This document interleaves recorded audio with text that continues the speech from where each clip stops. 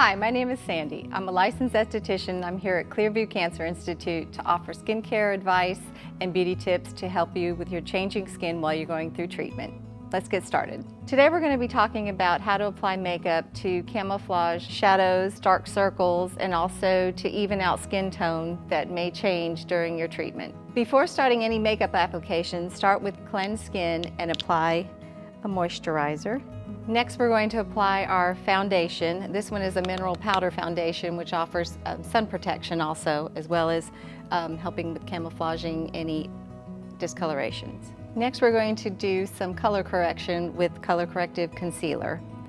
You have yellow, which cancels out any blue tones, and the purple will help with any sallowness and yellowness in the skin, and your peaches work very well with dark circles. Okay, we're going to start under the eyes.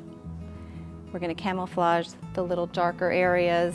It's better to use something with a peachier tone to cancel out the blue shadows. And you do want to bring it down past that orbital bone a bit. We want to add a pop of color to the skin, so we're going to apply a nice peachy blush, and we're going to do it right in the apple of the cheeks. Now we're going to apply the eyeshadow. When picking out your eyeshadow, look for colors that are complementary to your eyes. So with blue eyes, anything that has some gold undertones in it, like your warm bronzes and browns, really bring out the blue in the eyes. And then also putting your highlighter up towards the brow bone makes the eye look larger. You can use your powder, your eyeshadow powder. Go ahead and open up for me.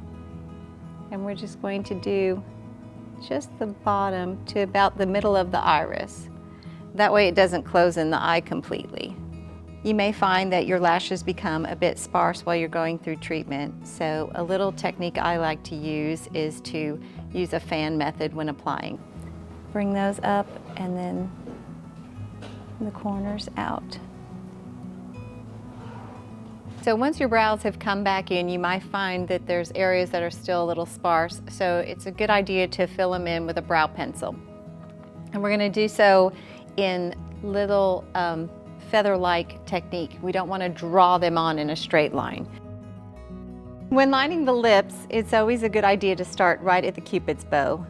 Place one little dot at the highest point, right in the middle, and then connect them. And after lining the lips, I like to add a little pop of color.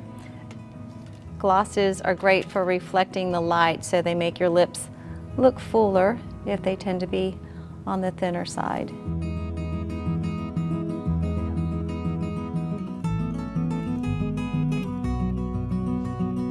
I hope you found this quick summertime look very helpful.